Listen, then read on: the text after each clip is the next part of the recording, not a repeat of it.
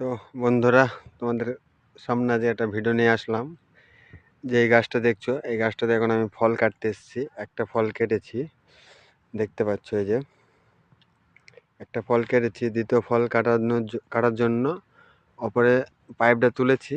আর ওই যে দেখো সাপ, দেখাই তোমাদেরকে সাপটা জুম করে। এই যে ক্যামেরা ফেটে যাচ্ছে, ক্যামেরাটা ভালো না। এই যে সাপের ল্যাজটা দেখতে পাচ্ছ। আরও কাছে গিয়ে তোমাদেরকে দেখাই রোদের জন্য। এই যে এই যে দেখো সাপটা কেমন ফলের মাথায় শুয়ে আছে, দেখেছো তো। পাম বাগানে কাজ করলে খুব সাবধানে দেখে শুনে কাজ করবে। এরকম গাছের মাথায় সাপ থাকে এবং নিচে পালাপার নিচেও সাপ থাকে। তো যারা সাবধানে কাজ করবে, যারা কাজ